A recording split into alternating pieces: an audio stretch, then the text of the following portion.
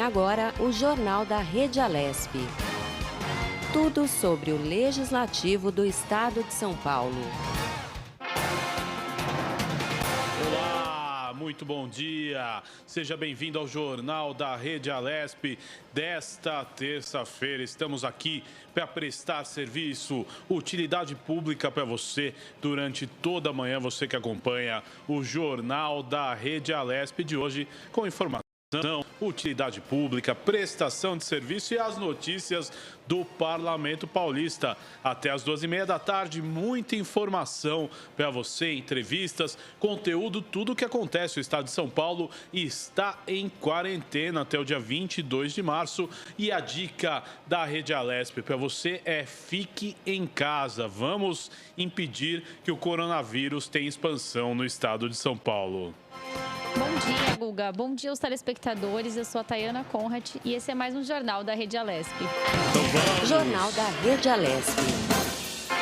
Vamos lá, com mais um Jornal da Rede Alesp, começando nesta terça-feira. As secretarias estaduais de saúde divulgaram nesta manhã que são 23.830 casos confirmados do novo coronavírus no Brasil, com 1.355 mortes pela Covid-19. São Paulo e o Rio de Janeiro continuam com o maior número de casos e mortes. São Paulo tem 8.895 casos e mortes. E 608 mortes. E no Rio de Janeiro, 3.231 e 188 mortes. O Ceará contabiliza 1.935 casos confirmados e 101 mortes. O balanço mais recente do Ministério da Saúde, divulgado ontem, apontava 23.430 casos confirmados e 1.328 mortes. Segundo o boletim do Ministério publicado no final da semana, 25% dos mortos estavam fora do grupo de risco. Jornal da Rede Alesp. E nesta terça-feira, o Jornal da Rede Alesp, aqui destacando utilidade pública e prestação de serviço. E ontem, na coletiva à imprensa realizada no início da tarde no Palácio dos Bandeirantes, na zona sul da capital paulista, o governador João Dória, do PSDB, informou que a taxa de isolamento social no estado subiu de 47%, o índice registrado na última quinta-feira, para 59% registrado no domingo de Páscoa. O governador, apesar de admitir que o isolamento ideal da população deva atingir os 70% recomendado por cientistas e profissionais de saúde, aproveitou para exaltar o que considerou uma expressiva conquista da população no estado de São Paulo. O esforço que fizemos no final da última semana e a orientação do governo do estado de São Paulo e das prefeituras que compõem os 645 municípios do estado de São Paulo, deu certo. Subimos de 47% para 59% o isolamento social. Uma conquista da população, uma conquista das pessoas de bem, uma conquista da medicina, da ciência e daqueles que querem a vida e querem viver e querem permitir que outras pessoas também tenham direito à vida. Por isso, meus parabéns a todos que nos ajudaram a alcançar este índice, saindo de 47% para 59%, foi o índice de isolamento social auferido ontem, dentro dos mecanismos de controle que o governo do estado de São Paulo implementou com a ajuda das operadoras de telefonia celular. Está aí o aumento registrado no domingo de Páscoa para 59%. E com um discurso mais flexível, o governador comentou a ideia de adotar medidas mais rígidas para tentar aumentar o índice de isolamento social. Nunca o governo de São Paulo, nunca o governador de São Paulo desejou limitar, impedir ou restringir o direito de ir e vir. Mas também não desejamos e não faremos nenhum estímulo para que as pessoas possam se aglutinar e possam circunstancialmente, deliberadamente ou não, desrespeitar a orientação da quarentena e desrespeitar o direito à vida. Primeiro, delas próprias, depois dos seus familiares, na sequência dos seus vizinhos, dos seus amigos e da população. Segundo o governador, alguns municípios paulistas já registraram mais de 60% de isolamento social. Isso dentro do monitoramento eletrônico, do sistema inteligente de monitoramento que nós implementamos na semana passada, que dá com absoluta precisão esta informação. Então, parabéns ao prefeito de São Bernardo do Campo e à sua população, 60%. Igualmente ao prefeito e à população de São José dos Campos, 61%. O mesmo em relação ao Osasco, seu prefeito e população, 62% de índice de isolamento social. Guarulhos, o seu prefeito e a população também estão de parabéns, 63% de isolamento social. E Mogi das Cruzes, também os cumprimentos ao seu prefeito e à sua população, 64% de isolamento social. Juntos poderemos fazer melhor e juntos poderemos salvar vidas. E aí você confere alguns municípios da Grande São Paulo aí no recorde de isolamento, como Osasco, Guarulhos e São Bernardo. E o prefeito de São Paulo, Bruno Covas, do PSDB, parabenizou a população da capital paulista que ficou em casa nos últimos dias. O momento agora é de união, o momento agora não é de dividirmos mais a cidade e o país. A gente, por vários anos, vem escutando o discurso da divisão. Esse é o momento agora de pregar a união e é o momento de reconhecer o sacrifício de várias famílias para que a gente possa atravessar por essa pandemia. Não é simples, não é fácil, não é tranquilo, mas é necessário. E isso não é dito pelo prefeito ou pelo governador. Isso é dito pelos médicos, pelos cientistas, pela Organização Mundial de Saúde. É essa linha que a gente vem seguindo aqui. É a linha da ciência, da razão, que mostra que esse é o jeito, esta é a forma de se combater essa pandemia. Uma questão séria, grave, que ocasiona mortes, com cenas que a gente trabalha para evitar aqui na cidade de São Paulo e no estado de São Paulo, cenas que a gente vê por países ricos europeus, pelos Estados Unidos, e que o trabalho aqui do município e do governo do estado de São Paulo, seja quando isso começou na questão da conscientização, seja agora na ampliação no número de leitos, é um trabalho que precisa se somar ao esforço coletivo do isolamento social, para as pessoas poderem ficar em casa, e é dessa forma, trabalhando conjuntamente, governo e sociedade, que nós vamos enfrentar essa grave pandemia. Novos agradecimentos direcionados não só a lideranças religiosas, mas principalmente aos setores industrial e empresarial, que já destinaram 367 milhões e 600 mil reais em doações ao Estado desde o início da pandemia de Covid-19. Também foram feitos pelo governador João Dória. Renovo o agradecimento a todos os líderes religiosos de todas as religiões, as que eu mencionei aqui e as que eu não mencionei também, por estarem orientando corretamente as suas ações e os seus seguidores. Quero fazer uma mensagem à indústria de chocolates e também ao setor do varejo, ao comércio de chocolates. Primeiro, agradecendo pela solidariedade e a compreensão na obediência às medidas de quarentena em todo o estado de São Paulo, sobretudo aos comerciantes, aos que possuem lojas de chocolates e artigos congêneres, que compreenderam e obedeceram a esta quarentena.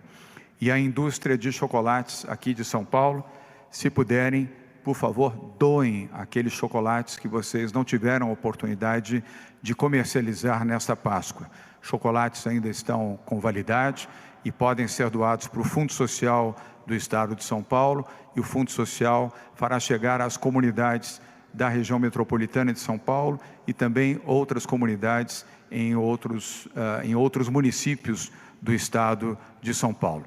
Um gesto nobre, aliás, algumas indústrias já começaram a fazer isso, e um gesto de união e de solidariedade na doação desses chocolates. Chocolate é alimento e pode atender a essas comunidades, muitas das quais não tiveram sequer a oportunidade de receberem um ovo de Páscoa para o usufruto da sua família e dos seus filhos. Quero, por fim, nessas mensagens, agradecer ao setor privado. Hoje, Bruno Covas, realizamos a 4ª reunião do Comitê Empresarial Solidário. 238 líderes empresariais participaram virtualmente desta reunião. Foi a 4ª reunião que fizemos nas últimas 4 semanas. As reuniões são sempre às segundas-feiras, das 8 às 10 da manhã.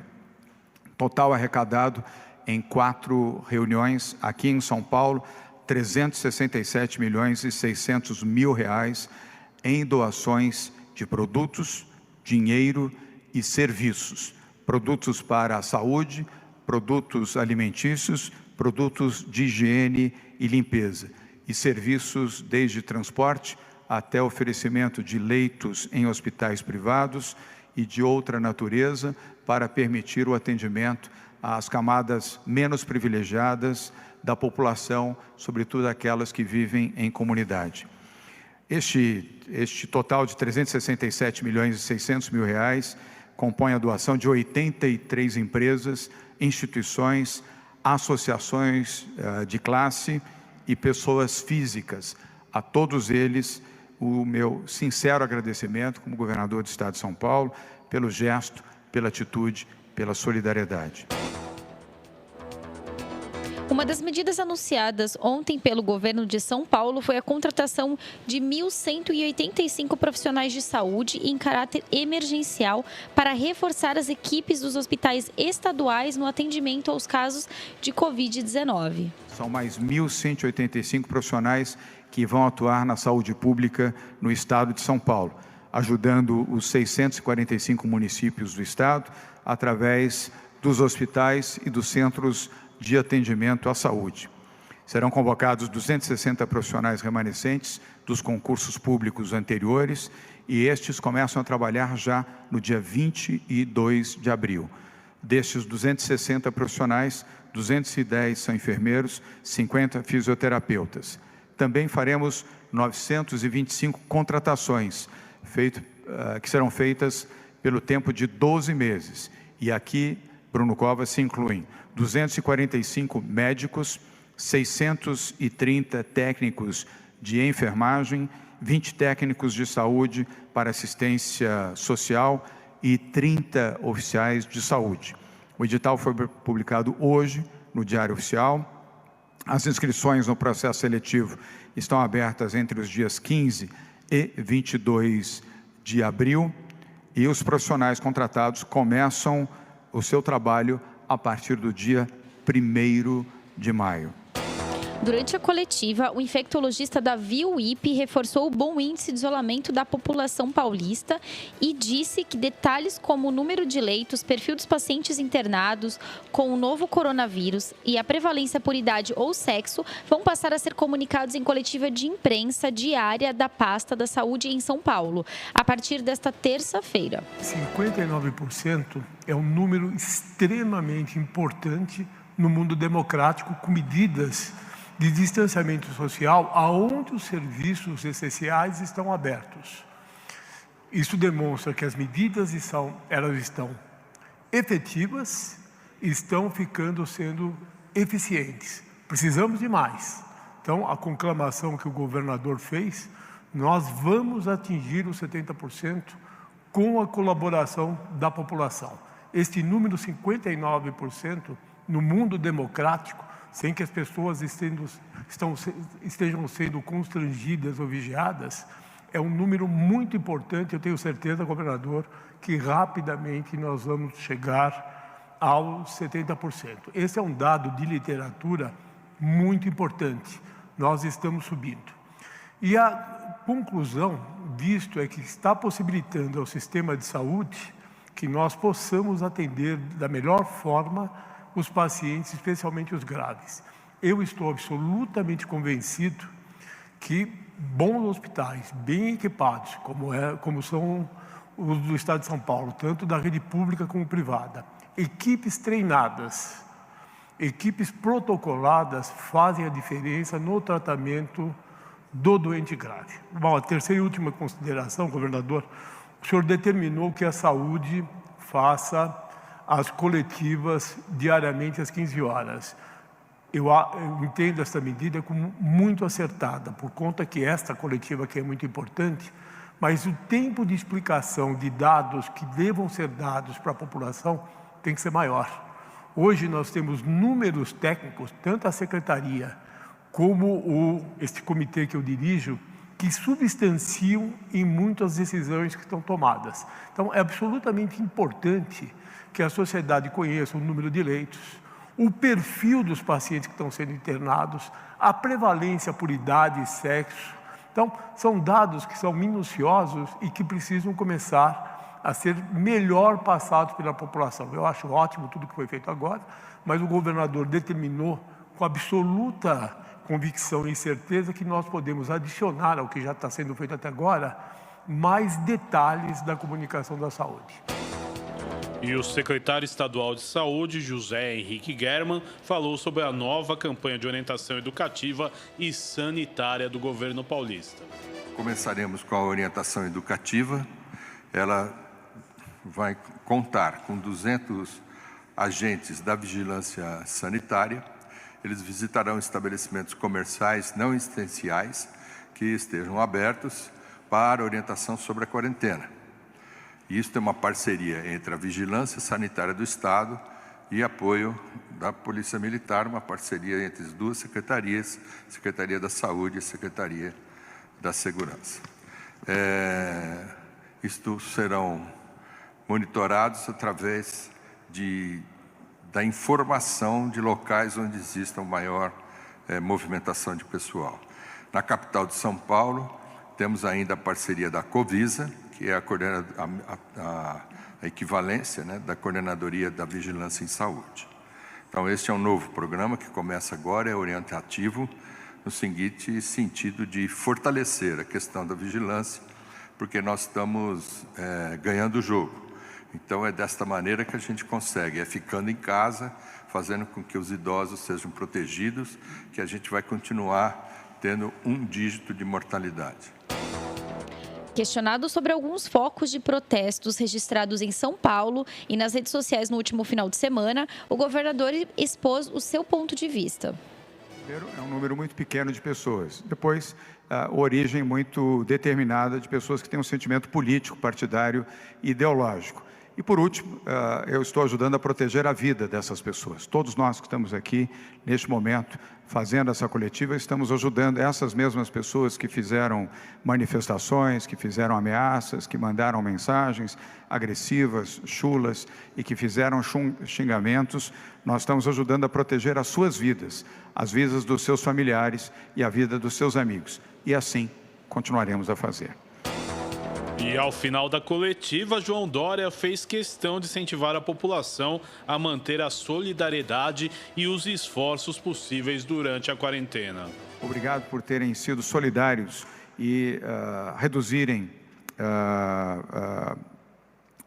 aumentarem o seu isolamento, reduzindo a resistência e compreendendo a importância de permanecerem em casa. Uma vitória, subimos de 47% para 59%.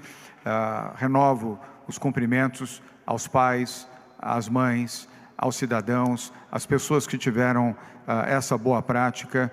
Sigam fazendo esse esforço para manter o isolamento, em respeito à vida.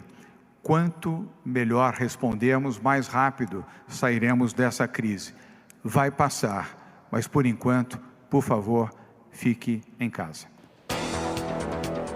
Tá aí o conselho do governador João Dória. Fique em casa, também é o conselho que a Rede Alesp dá para você. Fique em casa, vamos aí contribuir para que o coronavírus não se espalhe pelo estado de São Paulo, que tenhamos o mínimo de casos e, lógico, o mínimo de mortes, não é mesmo, Thay? Exatamente. E eu tô com uma nota aqui, diversos países estão investindo em testes de anticorpos para ter um panorama mais preciso sobre a situação atual da pandemia no mundo. Os testes para detectar anticorpos podem esclarecer quantas pessoas já contraíram o vírus, mesmo que não tenham apresentado sintomas. E assim possuem mecanismos de defesa para combater o patógeno. Cientistas acreditam que os infectados com coronavírus desenvolvem imunidade à doença. Essa informação poderá ajudar governos, por exemplo, a decidir sobre quando flexibilizar as regras do isolamento para conter o avanço da pandemia. Aqueles que são imunes ao vírus poderiam voltar ao trabalho sem temores de contaminação. Escolas também poderiam ser reabertas sem receios de uma segunda onda de infecções. A informação sobre o total de infectados também é fundamental para preparar melhor o sistema de saúde e fazer frente à Covid-19. Médicos, enfermeiros e cuidadores que já foram infectados, por exemplo, poderiam tratar pacientes sem risco de contaminação.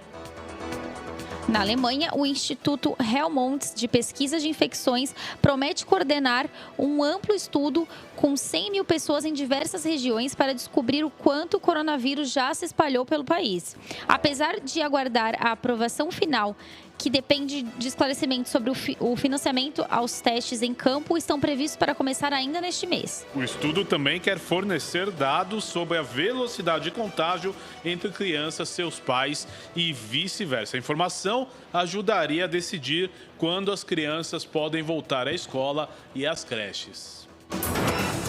Jornal da Rede Alesp. E no Jornal da Rede Alesp desta terça-feira, o meu contato agora é com o repórter da Rede Alesp, Luciano Teixeira. Seja bem-vindo ao Jornal de hoje. Tudo bem, Luciano? Tudo bem, Guga? Tudo bem, Tayana? Tudo bem, Luciano. Tudo na Santa Paz, Lu.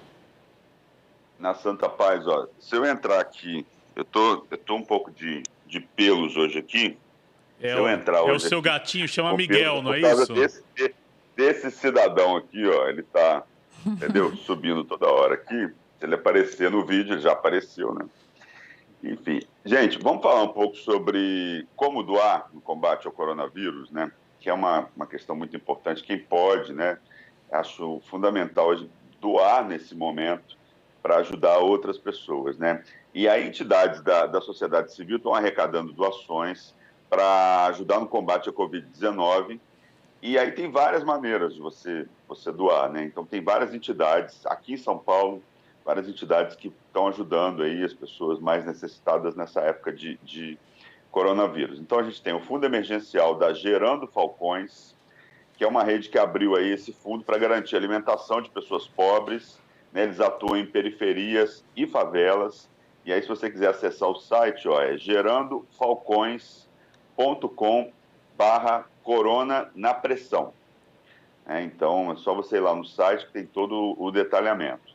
O Hospital São Paulo, que é pertinho de onde eu estou aqui, eu moro na Vila Mariana, o Hospital São Paulo, que fica na Vila Clementino, está pedindo doações de materiais como máscara, álcool gel, aventais, óculos de proteção. O objetivo é atender os profissionais da instituição, também solicita aí ajuda em dinheiro, né? Materiais devem ser encaminhados para o endereço que na rua Borges Lagoa, número 570, funciona de 7 da manhã às 6 horas da tarde e as doações podem ser feitas no link unifesp.br/doe-hsp, unifesp.br/doe-hsp.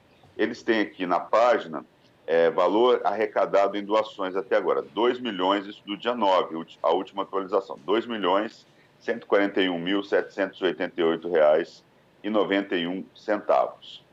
O Hospital das Clínicas, da Faculdade de Medicina da Universidade de São Paulo, né, os residentes e profissionais de outra área criaram um movimento Vem pra Guerra, que tem o objetivo de arrecadar até R$10 milhões para a instituição. O dinheiro vai ser usado para adquirir insumos para a proteção de funcionários e pacientes. Ó. E aí existe um link que chama charide.com/vem pra guerra. É CHARIDY.com/vem pra guerra. E aí tem lá todas as informações para se fazer a doação.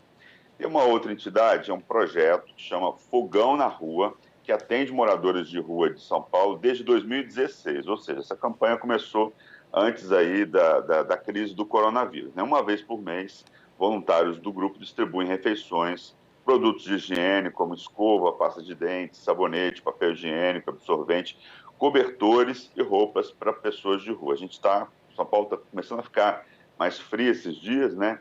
Então, o cobertor também pode ser uma boa nesse momento. Nesse mês, o projeto começou a distribuir álcool em gel. E aí, para participar, é só entrar na página deles, que é fogonarrua.com.br/como-doar. fogonarrua.com.br/como-doar. E aí tem essa doação. A Unicamp, né, a Universidade Estadual de Campinas, criou um núcleo de voluntariado para que os interessados possam ajudar em tarefas que incluam atendimentos telefônicos a pessoas idosas, até força-tarefa para buscar doações financeiras de bens e produtos para a área de saúde da Unicamp. Aí você vai ter que procurar, né, eu estava olhando aqui, você vai ter que procurar basicamente o site da Unicamp, que é unicamp.br, e lá você é encaminhado para esse projeto. Tem um outro projeto em Campinas, que é o Mobiliza Campinas, que é um movimento que tem participação de mais de 60 organizações da sociedade civil e foi lançado pela Fundação FEAC. O plano é distribuir cartões de alimentação de R$200 a famílias vulneráveis em Campinas por um período de 5 meses. O aporte inicial é de 5 milhões, a meta é arrecadar o dobro disso e também dobrar o número de famílias atendidas. O site é feac.org.br/mobiliza Campinas, feac.org.br. Só digitar feac.org.br e aí lá já aparece a logo do movimento e aí você já pode, né, seguir o caminho para participar desse projeto, feac.com.br. Existe também a Rede de Solidariedade, que é uma campanha que foi criada pela Prefeitura de Araraquara, né, para unir pessoas que queiram ajudar na cidade. Os cadastrados eles vão poder doar alimentos não perecíveis, itens de limpeza, higiene pessoal para famílias economicamente vulneráveis, doentes crônicos e pessoas em situação de vulnerabilidade social. Segundo a Prefeitura, os interessados em contribuir com as doações podem ligar para um número de telefone, que é o 0800 773 11 para receber as orientações necessárias. Então, o número é o 0800 773 1145. Também existe o Instituto Verde Escola, que é uma ONG que atua em São Sebastião, no litoral norte de São Paulo, que está promovendo aí ações como doações de cestas básicas, campanhas de vacinação, distribuição de álcool gel e confecção de máscaras para atender os moradores da cidade. Os interessados em contribuir podem ligar para o número 11 3038 4300. 11 3038 4300. Esse é o número para quem quer contribuir ali com o Instituto Verde Escola, lá em São Sebastião, litoral norte de São Paulo. Existem algumas campanhas nacionais de doação, né? O Unicef no Brasil, Fundo das Nações Unidas para a Infância, está fazendo a ponte entre empresas que querem doar itens de saúde e higiene e as comunidades mais vulneráveis de todo o país. O fundo também está focando esforços na disseminação de informações confiáveis para a população, em especial para crianças. E está trabalhando com governos, empresas, sociedade civil, para diminuir aí o impacto da crise e garantir continuidade de serviços de saúde, educação, assistência social, proteção contra a violência, né? Isso tudo adaptado aí à nova realidade. Pessoas físicas e empresas que quiserem doar podem entrar em contato pelo site da Unicef, é só digitar lá no Google, Unicef Brasil, que vai aparecer, ou pelo telefone, 0800 605 2020. 0800 605 2020. A Central Única das Favelas, a CUPA, né, busca apoio para moradores de comunidades no Brasil inteiro. As doações podem ser feitas em dinheiro por meio de contas bancárias ou vaquinha online. Os recursos vão ser usados para comprar alimentos, itens de higiene, sabão em pó, sabonete, papel higiênico, né? E aí você também pode pesquisar lá a Central Única das Favelas, CUFA, no Google, que você vai achar o site deles, e aí você vai ser encaminhado para esse projeto. Mães da Favela é uma iniciativa ligada também à CUFA, que reúne 500 comunidades de todo o país para arrecadar recursos que serão doados aí para a família das favelas, e aí os beneficiados vão receber 2 meses um auxílio de R$120. Bem, são algumas entidades, Guga, Tayane, que a gente falou aqui, né, para as pessoas colaborarem, né? Vamos ver se a gente anexa Lembrando, algumas doações na página da Rede Alesp. Lembrando, Luciano, que a gente tem o Fundo Social, né, também do Estado de São Paulo, que as empresas que têm interesse de fazer doações, ou até pessoas físicas mesmo que quiserem aí arrecadar nos seus bairros, nas empresas, alimentos para doar, tem os telefones, eu tenho até aqui o número deles, que é o 2588-5771. Tem o 2588-5700. É só se informar como que faz, mas a gente também sabe que quem quiser comparecer pessoalmente levando essas doações de alimentos não perecíveis, o depósito do Fundo Social fica situado ali no Jaguaré, na rua Marechal Mário Guedes, 301. Então, aí fica a dica também para quem quer doar para o Fundo Social. Até lembrando que o governador comentou ontem que as empresas e os comerciantes que não conseguiram aí vender todo o estoque, eles conseguem, de repente, fazer essa doação aí para comunidades carentes que, com certeza, aí muita gente não conseguiu comprar um ovo de Páscoa para a família, né, Luciano? Pois é, muito importante nesse momento, e você que não está passando dificuldade, a sua empresa que está tranquila, o ramo de alimentação, é muito importante nesse momento a gente ajudar. A gente tem pessoas passando por dificuldades, né? Pessoas que dependiam, por exemplo, do trabalho nas ruas. Então é importante a gente pensar no outro, né? Eu sei que na correria antes aí da quarentena, muita gente, né, não tinha tempo e tal.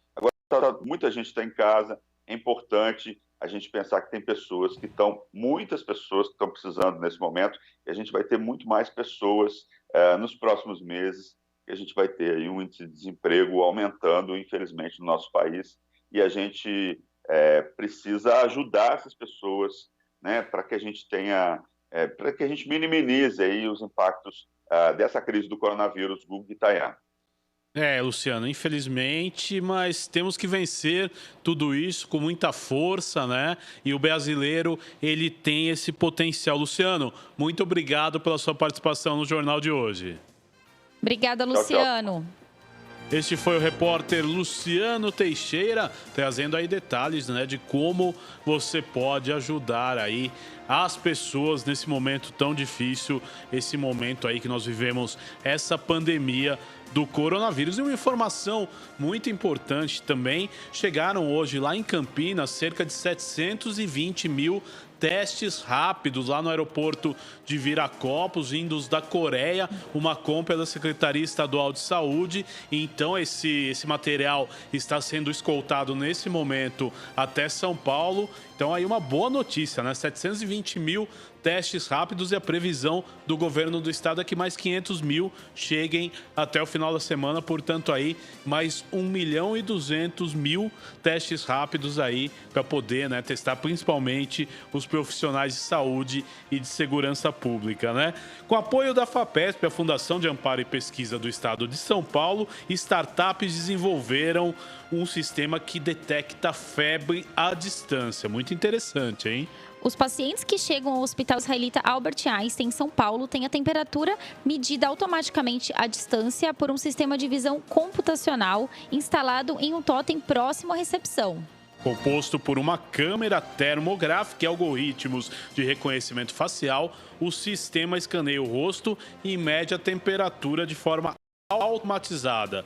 Ao detectar que o paciente está com febre, um dos sintomas do Covid-19, a tecnologia de inteligência artificial envia um alerta por smartphone para a equipe de enfermagem de plantão para dar início rapidamente ao protocolo de triagem e isolamento, de modo a evitar a possibilidade de contágio do vírus no ambiente hospitalar. Batizado de Fever em alusão à palavra febre em inglês, o sistema foi desenvolvido conjuntamente por 2 startups paulistas de inteligência artificial alocadas na incubadora de startups do Hospital Albert Einstein. Uma delas é apoiada pelo programa da FAPESP.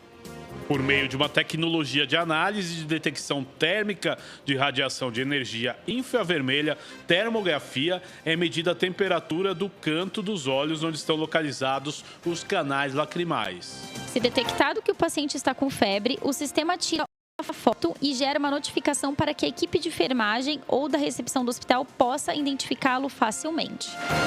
Jornal da Rede Alesp. E no Jornal da Rede Alesp dessa terça-feira, o nosso contato agora é com o deputado estadual Caio França, do PSB. Deputado, seja muito bem-vindo ao Jornal da Rede Alesp de hoje. Tudo bem? Tudo Bom dia, ótimo. deputado. Bom dia a vocês. Prazer poder compartilhar com vocês um pouco desse momento que nós estamos vivendo aqui, do litoral de São Paulo. Deputado, é importante que o senhor faça um cenário para os nossos telespectadores e ouvintes. Como está a situação aí no litoral de São Paulo? Qual que é a sua visão aí das medidas que foram tomadas pelo governo do estado e também pelo governo federal? Qual o seu raio-x de momento, deputado? Olha, primeiro que é uma crise que, infelizmente, ninguém estava preparado para poder combater. Então, as medidas emergenciais são necessárias. Estou acompanhando, nós votamos aí 4 projetos nesse sentido aí na Assembleia Legislativa. Espero que ainda nos próximos dias a gente possa votar mais projetos de deputados que possam melhorar ou minimizar, na verdade, os impactos trazidos pelo coronavírus. E aqui na Baixada Santista não é diferente muito do que a gente está acompanhando no restante do estado de São Paulo, né? As prefeituras tentando se organizar para poder aumentar o número de leitos, comprar respiradores, orientando as pessoas a permanecerem em casa, aquelas pessoas que podem ficar em casa. Cidades com mais prejuízos, com mais prejuízos não só de vidas, mas também econômicos, né? A cidade de Santos é a cidade hoje que mais tem casos infectados e, infelizmente, mais óbitos também. Talvez por ser a cidade principal aqui da região, a cidade onde tem os principais serviços. As demais cidades também têm problemas, mas os impactos, por enquanto, ainda são menores. São Vicente, que é a minha cidade que eu resido, foi inclusive a cidade com o melhor índice de isolamento social do estado de São Paulo, nas cidades de mais de 200 mil habitantes, o que é motivo de muita alegria, mas ao mesmo tempo que não pode ser motivo de relaxamento por parte das pessoas. Foram 68% das pessoas em isolamento social no último feriado. No mais, estamos aqui acompanhando, dando força aos prefeitos para que a gente possa aumentar o número de leitos de UTI, aqui as cidades todas se adaptando a esse novo formato. E, enfim, e a gente também pedindo aos amigos aí da capital e que com frequência vêm nos visitar aqui na Baixada, que nesse momento possam permanecer nas suas residências, porque o momento é de preservação das vidas, dos familiares, dos amigos. E, claro, a gente está tentando aqui fazer com que o litoral possa também manter o menor número de pessoas infectadas nesse momento.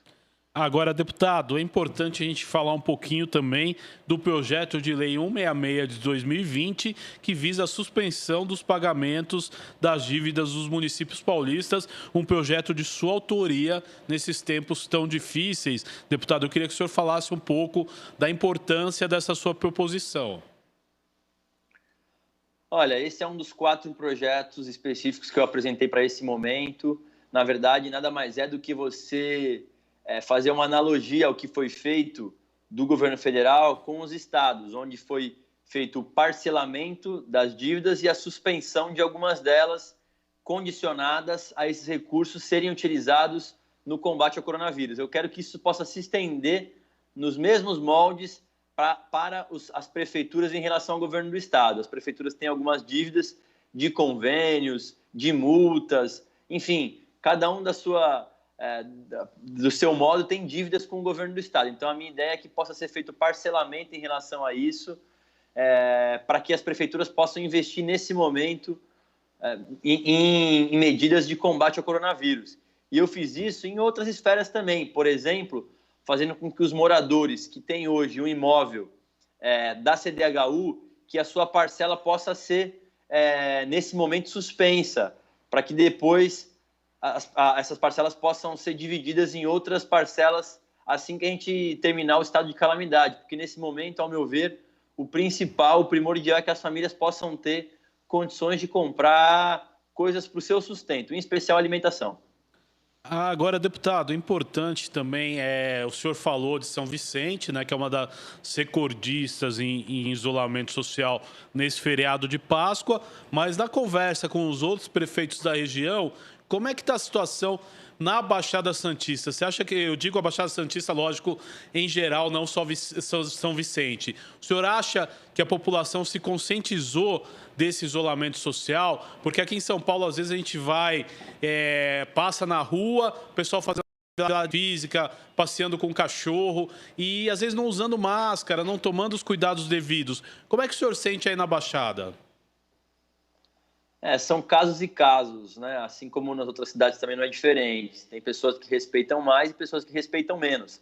Aqui algumas cidades tomaram medidas mais restritivas, por exemplo, colocando inclusive divisórias aqui no calçadão da praia, evitando que as pessoas possam fazer alguns exercícios. Tem cidades que estão se comportando assim e tem cidades que estão contando mais com a fiscalização das guardas municipais e com o bom senso dos moradores. Então, eu acho que é importante que a gente tenha, obviamente, uma consciência, né, de evitar medidas desnecessárias, né? Por exemplo, algumas pessoas que estão exagerando aí na questão das atividades físicas. Nesse momento é possível se fazer dentro das próprias casas ou dos apartamentos, quando for possível.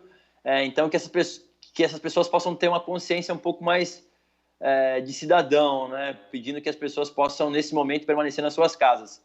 Agora, tem pessoas também que, infelizmente, não podem, que têm que fazer alguma atividade física ou então que têm que trabalhar. Então, também a gente respeita essas pessoas e só pede que as pessoas utilizem todos os mecanismos já amplamente divulgados, como as máscaras, né? Eu mesmo estou aqui com a minha do meu lado, sempre que eu tenho que sair eu uso a máscara, ou então fazendo a higiene nas mãos todas as vezes que sai e que volta para sua residência.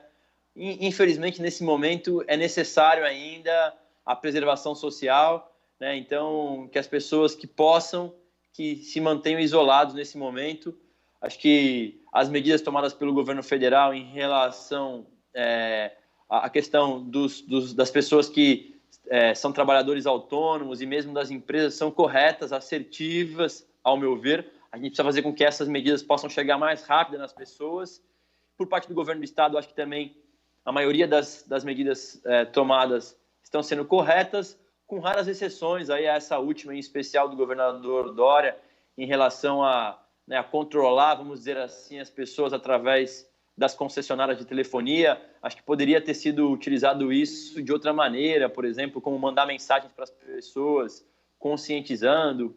Enfim, acho que a punição ela tem que ser o limite do limite do limite. Nesse momento, a gente entende que é importante ir no convencimento das pessoas e não em prisão, punição e multa. Agora, por exemplo, deputado, o município de Porto Feliz, no interior de São Paulo, baixou um decreto onde quem andar sem máscara pela cidade será multado. O que o senhor acha desse tipo de iniciativa? O senhor acha que, de repente, isso pode se expandir ou é só uma questão de conscientização?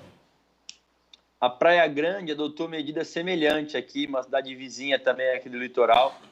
O que é importante, no mínimo, se for acontecer isso, é que o próprio poder público possa garantir o fornecimento das máscaras, em especial para as famílias que não têm condição de adquiri-las. Então, eu vejo que algumas cidades estão fazendo isso através do seu fundo social e outras não. Eu penso que ainda é possível a gente adotar medidas de conscientização nesse momento. Como disse, sempre, antes de tomar uma medida nesse nível, é importante que a gente possa fazer o fornecimento para as famílias que não têm condição de comprar e, claro, também garantir que as famílias que tenham condição, que possam ter algum lugar para poder fazer essa aquisição, porque senão também não adianta você exigir que a pessoa ande de máscara, sendo que não tem nenhum local para você poder fazer aquisição disso, ou mesmo que seja uma máscara produzida pela própria pessoa em casa, mas no mínimo você tem que ter algum pano, alguma coisa para poder fazer. Então, acho que vale a pena, no mínimo, uma grande tentativa inicial de conscientização de aquisição dessas máscaras. Mas se for fazer isso de bate-pronto, sem prévia comunicação, fica complicado. Eu acho que, no mínimo, assim, olha, nós vamos dar uma semana para que as pessoas possam adquirir as suas máscaras. A partir da semana subsequente, aí sim, as pessoas são obrigadas a andar de máscara, sujeitas a multa, se for o caso. Deputado, mais uma questão interessante. A Assembleia Legislativa continua aí a todo vapor, discutindo os projetos do governador. O que o senhor acha desses trabalhos que estão sendo feitos de forma virtual? Foi um avanço? Qual que é a sua opinião sobre essa tecnologia? Com certeza é um avanço importante para demonstrar que a Assembleia pode, inclusive por videoconferência, tomar medidas importantes como essas que nós tomamos. Na confirmação do estado de calamidade ou mesmo na utilização dos fundos especiais para exclusivamente o combate ao coronavírus, mas eu também queria usar esse canal para poder reforçar a importância de nós votarmos projetos dos parlamentares. Tem muitos projetos importantes, eu citei aqui alguns deles de minha autoria, mas eu sei que outras bancadas também têm projetos tão importantes quanto, e eu espero que ainda essa semana, no máximo na semana seguinte, a gente possa votar os projetos de deputados que têm total consonância aí com o momento que nós estamos vivendo, de isenção de alguns tributos, por exemplo, fechamento dos pedágios, que é algo que hoje todo mundo cobra muito, a ampliação dos testes em massa, que também é uma tentativa que a Assembleia tem feito durante todos esses momentos, a utilização de hotéis e pousadas para os profissionais da área da saúde, para evitar o contágio. Enfim, tem muita coisa boa que pode ser aproveitada através dos trabalhos dos deputados. Deputado, eu gostaria também que o senhor deixasse aí uma mensagem de utilidade pública para os ouvintes, telespectadores da Rede Alesp e também para o seu eleitorado em relação aos cuidados que deve tomar, em relação a ficar em casa, deputado. Olha, a mensagem, claro, é para que as pessoas possam seguir as orientações sanitárias, das autoridades sanitárias, que são as pessoas que estudaram para poder viver esse momento. A gente está acompanhando países, aí, infelizmente, na Europa, que estão vivendo uma situação de muita preocupação, com muitos óbitos, países que estão com dificuldade de passar por isso. E eu tenho levado comigo uma máxima no seguinte: eu prefiro, ao final dessa crise, ter sido considerado, vamos dizer assim, um exagerado por tomar medidas como essa que nós estamos falando, do que se tornar um negligente e, infelizmente, ver pessoas da nossa família, amigos e até mesmo cidadãos morrendo por conta do coronavírus. A gente sabe que a ideia em relação ao isolamento social é justamente para você poder fazer com que a nossa retaguarda hospitalar possa atender o maior número de pessoas nesse momento. Então, se puder, fique em casa e, enfim, curta um pouco mais a sua família, faça home office, quem puder. Claro que quem não puder, a gente compreende, mas também que utilize todas as medidas e todos os equipamentos necessários, como máscaras, como luvas, se for o caso, e até mesmo a higiene frequente das suas mãos. Deputado Caio Feança, eu quero agradecer a sua participação no Jornal da Rede Alesp desta terça-feira. Até uma próxima oportunidade. Muito obrigado, viu, deputado? Eu que agradeço, um forte abraço a todos vocês também e, sem dúvida, nós vamos passar por esse momento juntos. Um abraço. Muito obrigado. Este é o deputado Caio Feança, do PSB, que participou da edição desta terça-feira do Jornal da Rede Alesp Especial. São 10 da manhã, mais 21 minutos. Você continua aqui com a gente com muita utilidade pública, prestação de serviço e, lógico, notícias do Parlamento Paulista. Batizado de Fever, em alusão à palavra febre em inglês, o sistema foi desenvolvido conjuntamente por startups. Eu estou falando falando, importante sistema que foi desenvolvido pelo Hospital Albert Einstein. Você chega no Hospital Albert Einstein, tem um totem lá que mede a febre e se o cidadão está com febre, já avisa a equipe de enfermagem de plantão que logo já vai atender e fazer o isolamento necessário do paciente para evitar a expansão. Tomara que esse projeto é desenvolvido por startups com o apoio da FAPESP se estenda aí para os outros hospitais e também para os hospitais públicos logo, logo. Dayana, estamos aqui, daqui a pouco eu quero chamar também que logo mais ao 12h30 tem a entrevista do governador João Dória, entrevista coletiva do governador João Dória, que você vai acompanhar tudo aqui ao vivo na Rede Alesp, no Jornal da Rede Alesp Especial. Jornal da Rede Alesp. E o mês de abril busca conscientizar a população sobre o autismo, é o Abril Azul. De acordo com a OPAS, Organização Pan-Americana da Saúde, o transtorno do espectro autista atinge em cada 160 crianças no mundo. Uma em cada 160 crianças do mundo. Mas a condição ainda é cercada por dúvidas e discriminações, segundo especialistas. É que o autismo não se resume a uma característica única. Na avaliação da neuropediatra Bárbara Macedo, o termo espectro autista engloba múltiplos graus de comprometimento em diversas áreas do conhecimento. A médica explica essa condição especial. O autismo é um distúrbio do neurodesenvolvimento caracterizado por prejuízos tanto na interação e comunicação social e pela presença de padrões restritos de comportamento.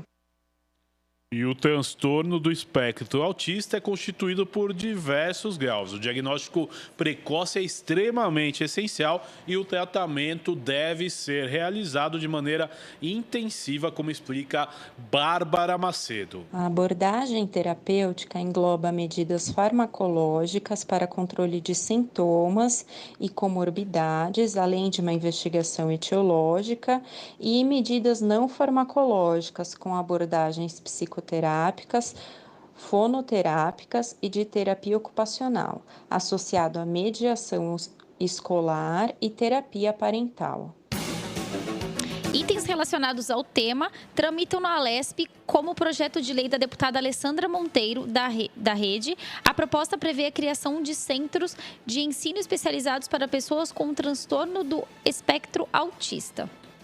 Ainda uma iniciativa do deputado Tenente Nascimento, do PSL, que quer instituir o programa Escola Inclusiva. A ideia é que os alunos tenham um professor de apoio especializado, vários mandatos aí trabalhando, né, em defesa aí das crianças com autismo. Também tem a deputada Valéria Bolsonaro, do PSL, que tem vários trabalhos relacionados ao tema, e muitos outros deputados também.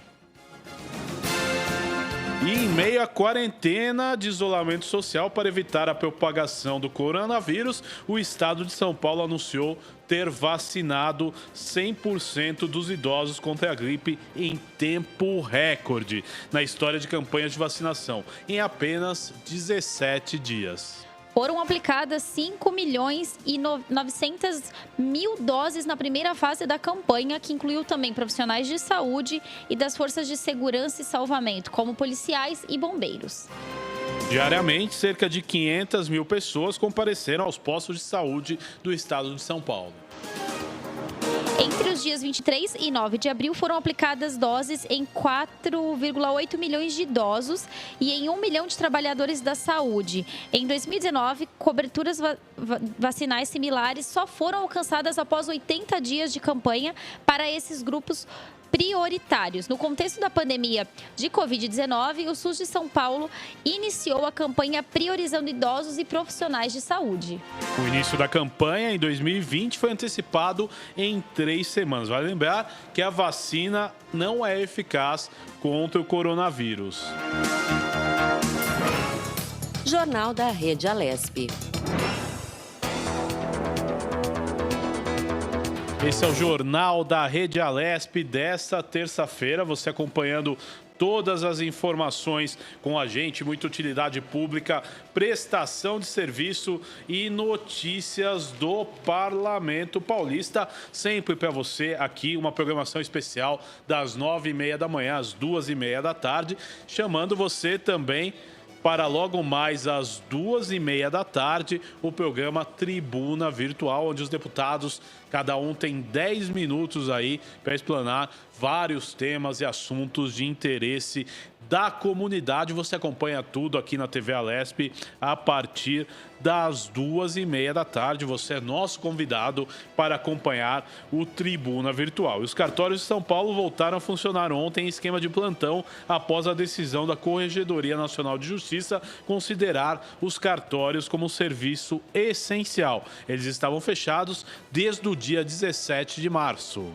Durante a pandemia do novo coronavírus, os funcionários vão trabalhar em plantões de 4 horas, tanto presencial quanto à distância. Os atendimentos permanecerão dessa forma até dia 30 de abril. Mesmo reaberto, a recomendação é que a população evite comparecer presencialmente para que não tenha aglomerações, exceto se for urgente, já que a maioria dos serviços podem ser feitos online. E os cartórios, como medida de segurança, vão disponibilizar para os atendentes que tenham contato ao público álcool gel, luvas e máscaras, além de manterem a distância de 1,5 metro do usuário. Também vão limitar a entrada da população e intercalar cadeiras de atendimento com 2 metros entre uma e outra. Jornal da Rede Alesp. E no Jornal da Rede Alesp, a gente conversa agora com a doutora Elisângela Chaves, que é médica geriatra e supervisora de home care da Home Doctor. Ela fala sobre os cuidados com os idosos e benefícios do home care em época de Covid-19. Doutora Elisângela, seja muito bem-vinda ao Jornal da Rede Alesp. Tudo bem? Tudo bem, muito obrigada pelo convite. Doutora, é importante, né, a gente salientar, os idosos estão no maior grupo de risco da Covid-19. Quais os cuidados que devem ser tomados e, assim, qual que é a maior utilidade do home care no caso dos idosos, pensando aí no coronavírus?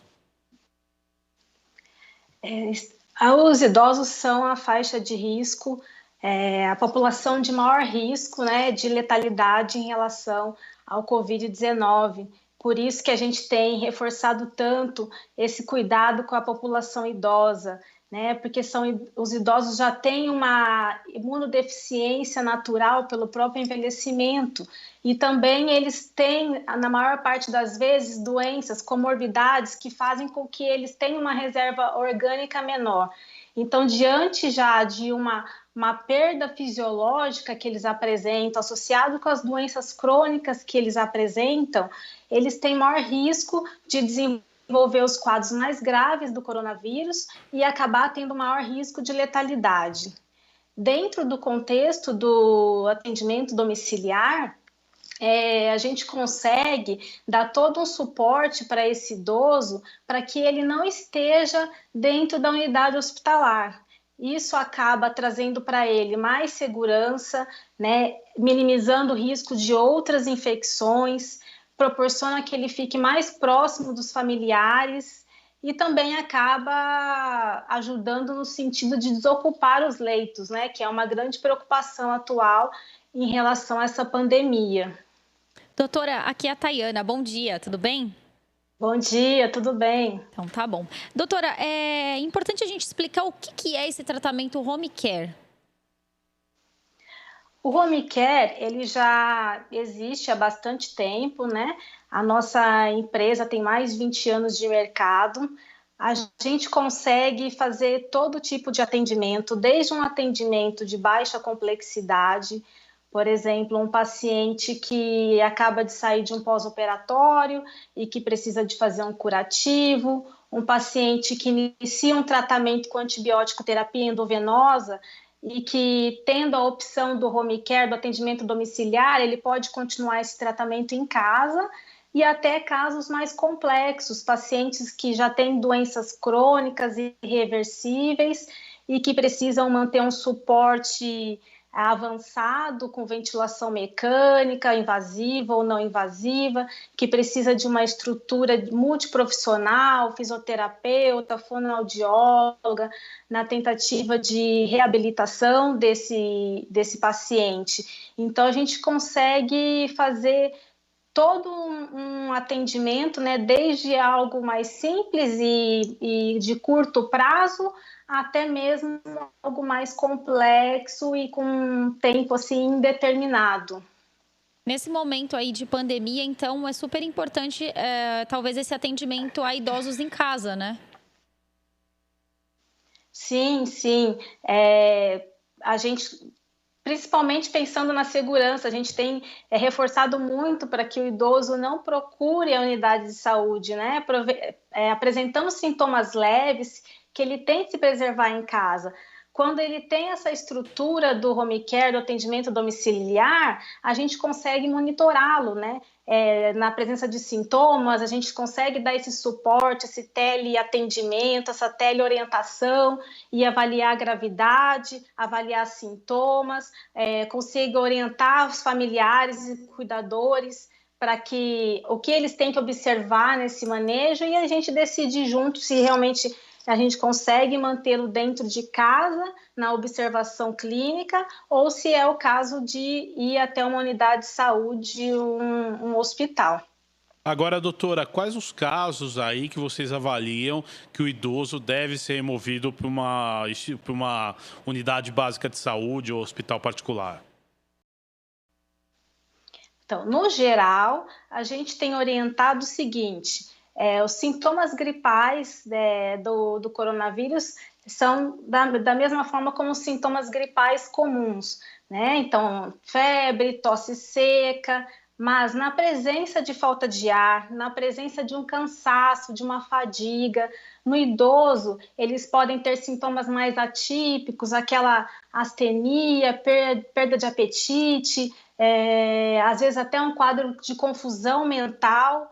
Então, assim, na percepção de que há algo a mais, né? Principalmente a falta de ar, que é um sintoma bem clássico e característico da doença do Covid, aí sim ele precisa ser removido para uma avaliação médica presencial, porque ele pode começar a ter perda de saturação, né, de oxigenação e precisar de um suporte como uma oxigenoterapia num ambiente hospitalar ou mesmo no domicílio receber esse atendimento.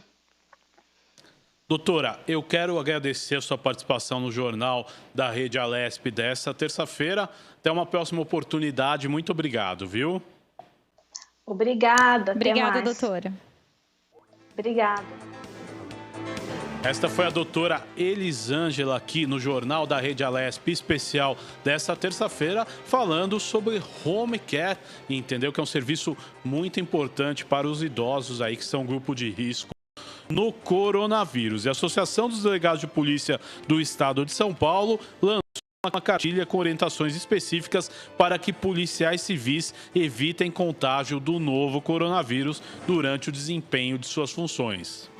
Compartilhado nas redes sociais da entidade, o guia tem informações sobre a Covid-19, um quadro comparativo de sintomas das doenças respiratórias mais comuns e dicas gerais de prevenção.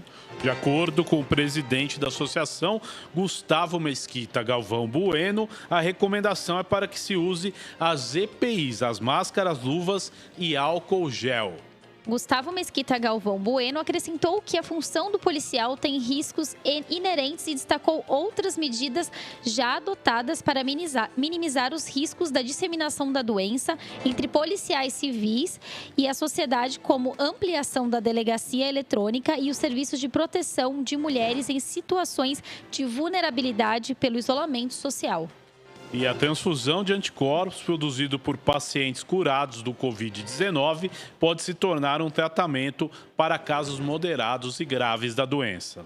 Para testar a eficácia da estratégia, 45 pacientes do Hemocentro de Ribeirão Preto estão recebendo plasma sanguíneo com anticorpos que combatem o vírus. A técnica chamada de transferência passiva de imunidade também está sendo testada em países como China, França, Itália e Estados Unidos. De acordo com Rodrigo Calado, que é coordenador do estudo e um dos pesquisadores do Centro de Terapia Celular da USP de Ribeirão Preto, a pesquisa pretende verificar se a transferência de anticorpos e a neutralização do vírus são auxiliares ao processo e, portanto, à recuperação da doença.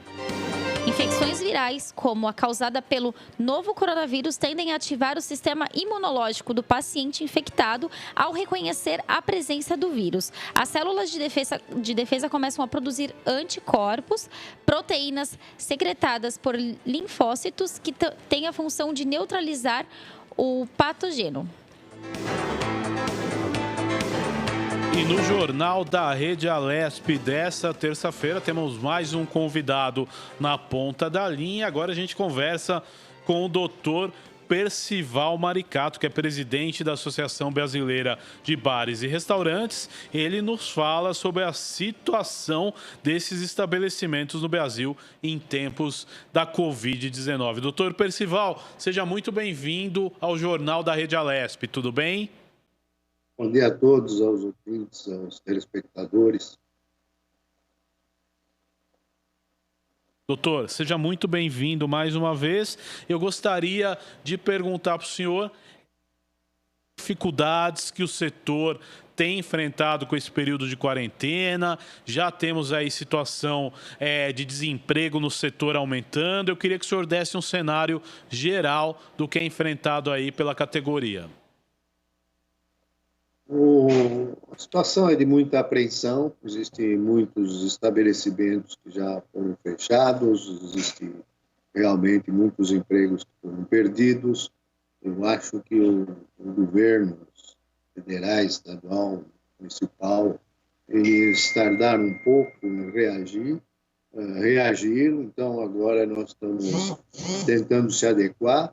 A sobrevivência das empresas vai depender muito de aproveitar essas franquias, esses benefícios liberados principalmente pelo governo federal e reduzir custos em todas as áreas, custos urbanos, estoque, compra, locação, fornecedores, prestadores de serviço, em todas as áreas o empresário tem que reduzir os custos e, se possível, usar o delivery, o take-out, para sobreviver, faturar alguma coisa e sobreviver. Vão ser meses duros, os da quarentena, e a gente sabe que vai seguir uma recessão. É uma situação muito difícil. Agora, doutor Percival, como a associação tem orientado os bares e os restaurantes quanto a cuidado com os alimentos? Olha, nós temos, desde o início, nós reagimos, aliás, a Brasel reagiu muito antes de autoridades. E lá no começo de março nós já tínhamos e-book, orientações, canais para tirar dúvidas, nós falávamos da importância da higiene, todas essas coisas, mas a clientela alertada pela mídia, com razão, né, do risco do coronavírus, já tinha desaparecido quando, de repente, o governo decretou o encerramento das atividades, fechamento das portas por 15 dias, agora renovado por mais 15 dias. Então, o que nós estamos fazendo no cuidado com o alimento é na área do delivery, ou essa de take-out, que é aquele negócio de você pedir e levar para casa, que está sendo intensificado atualmente, né, que é muito mais prático, às vezes não tem tanta demora, não tem a intermediação do motoqueiro, a pessoa pega diretamente no restaurante.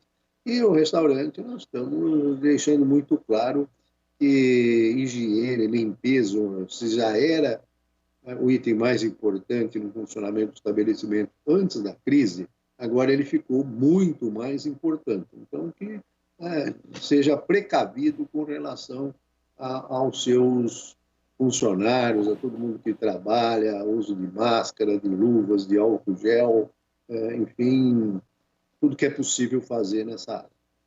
Agora, doutor Percival, vocês criaram, a Beacel criou um canal para os associados no WhatsApp. Qual que foi o principal objetivo da criação desse canal?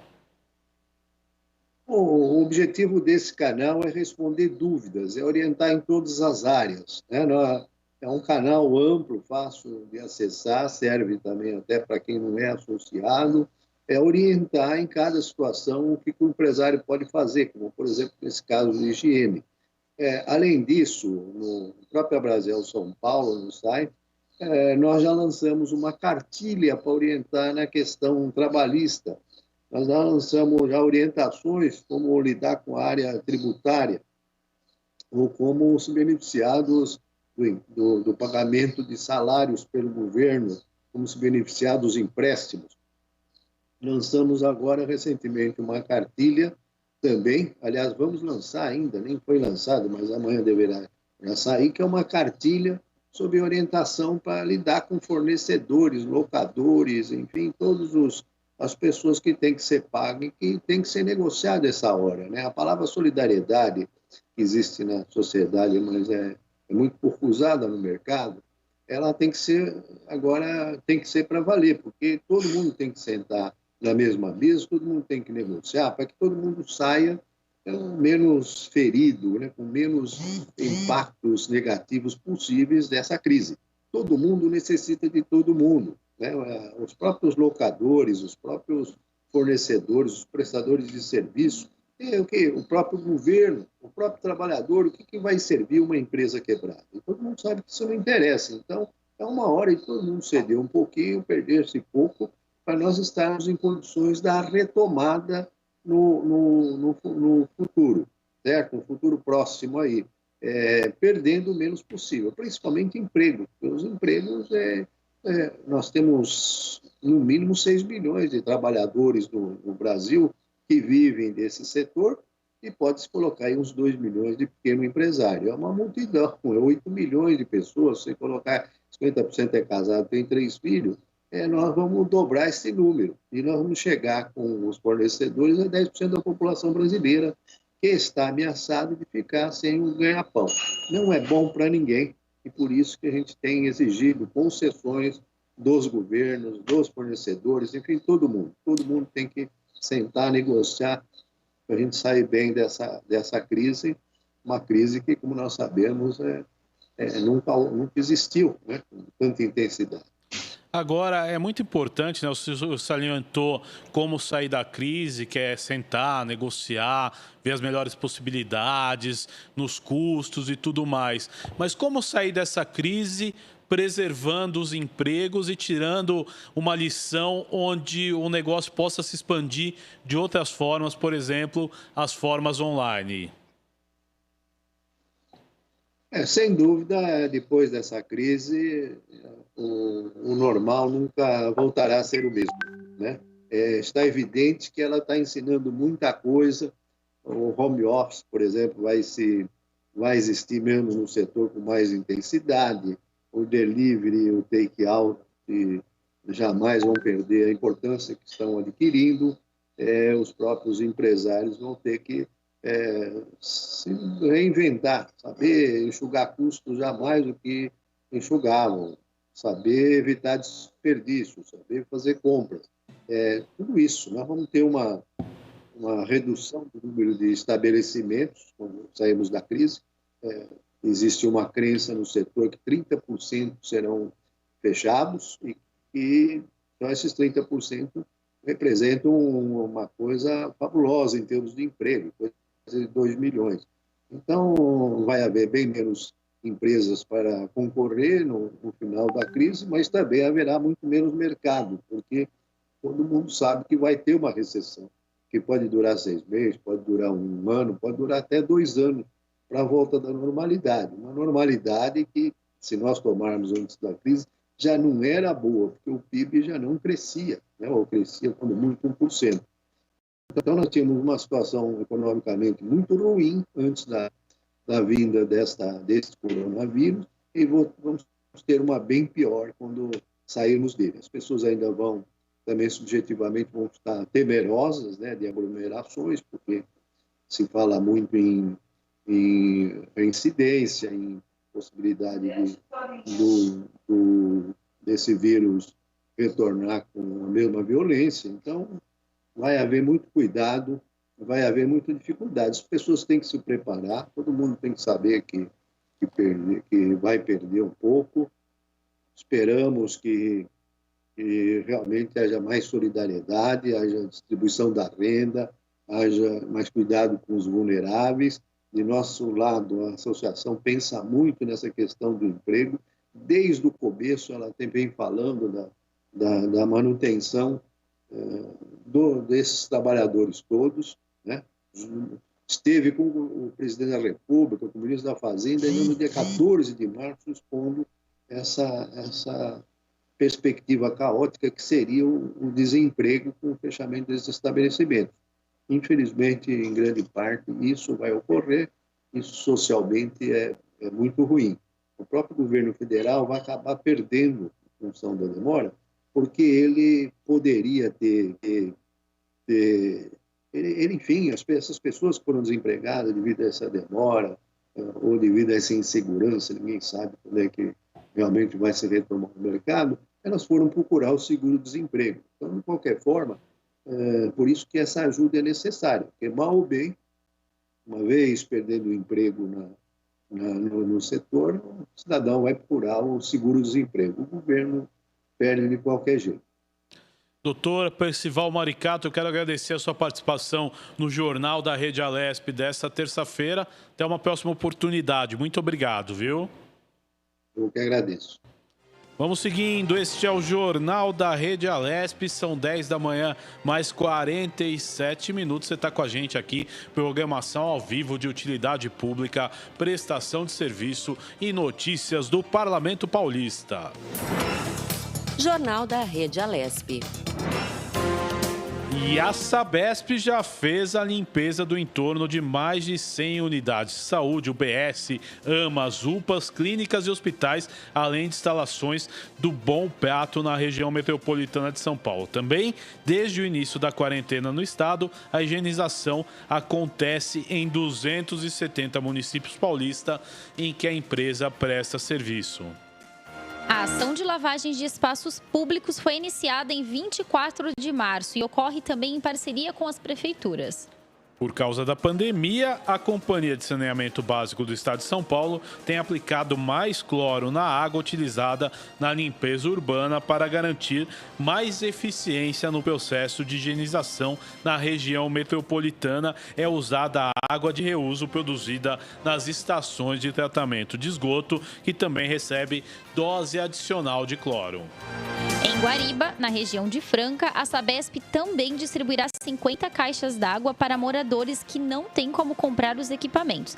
A medida visa a garantia de reserva suficiente do recurso às famílias. E na Baixada Santista, um bebedouro para hidratação foi instalado perto da base de apoio ao Hospital de Campanha de Guarujá, e outra unidade será implantada conforme definições da Prefeitura. Em Mongaguá, são 7 os poços de água para livre utilização instalados próximos às comunidades. Na região de Presidente Prudente, em todas as unidades da Sabesp, foram disponibilizados pontos de coleta para arrecadação de produtos de higiene pessoal e de alimentos em prol de famílias em situação de vulnerabilidade social atendidas pelos fundos sociais municipais. E a Receita Federal anunciou ontem que passará a receber novas inscrições para o CPF por e-mail. A medida entra em vigor hoje e a emissão será gratuita. Antes, a aquisição do CPF custava R$ 7,00. A intenção, segundo a Receita, é facilitar o acesso de famílias ao auxílio emergencial de R$ 600, que será pago durante 3 meses em meio à pandemia do novo coronavírus. Além de profissionais informais e microempreendedores, o benefício também vale para mães e pais, chefes de família, que se encaixem nos critérios da lei. Para isso, no entanto, é preciso cadastrar o CPF de todos os filhos de qualquer idade. E Esse é o Jornal da Rede Alesp nessa terça-feira. Vamos seguindo aí com informações, utilidade pública e prestação de serviço e também as notícias do Parlamento Paulista. A Índia, segundo o país mais populoso do mundo, irá prorrogar o isolamento social até 3 de maio. O confinamento estrito de 3 semanas em vigor desde o dia 25 de março deveria acabar no dia de hoje. Com 1,3 bilhão de habitantes, a Índia registra 10.453 casos e 358 mortes, segundo o balanço oficial divulgado nesta terça-feira.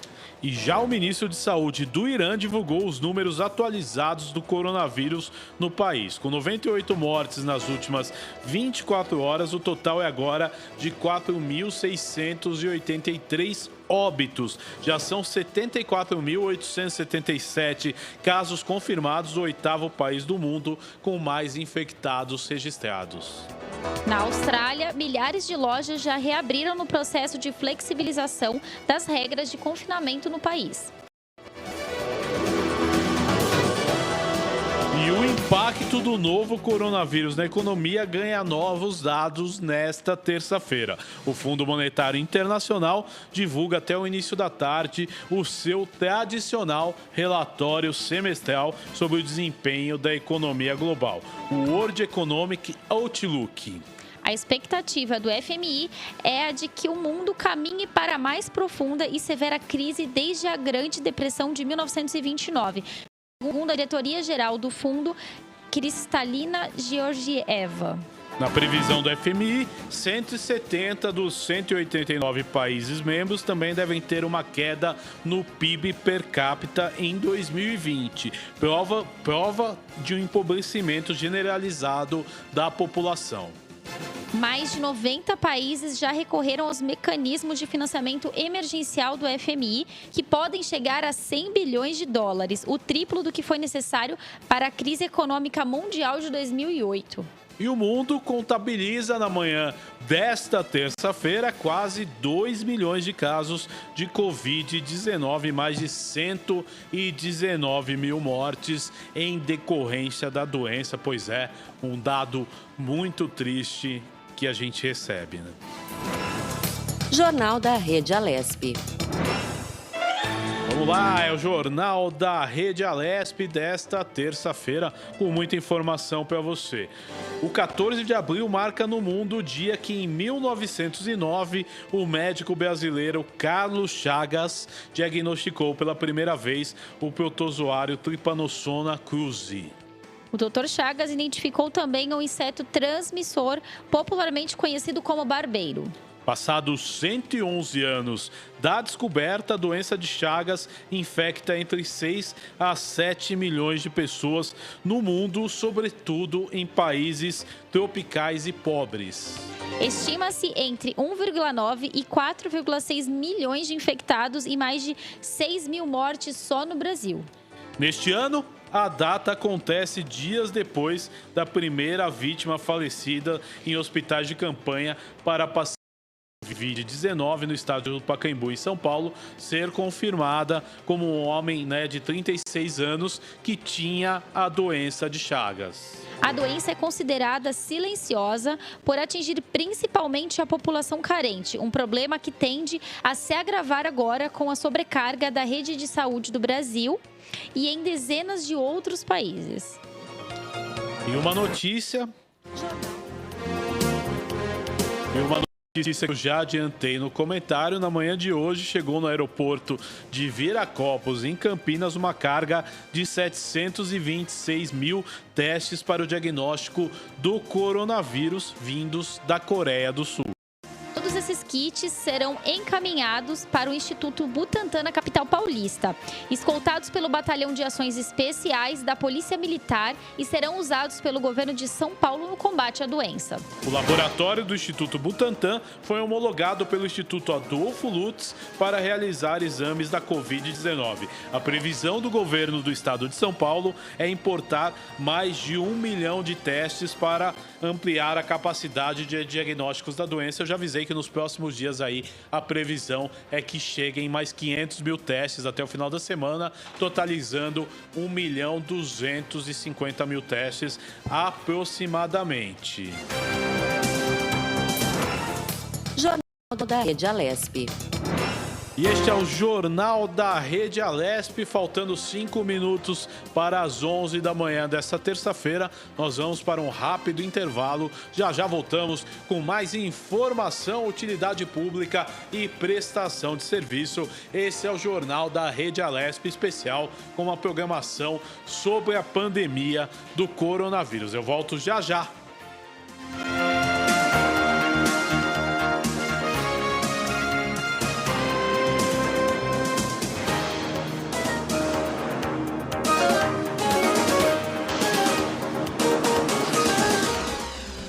Você acompanha Jornal da Rede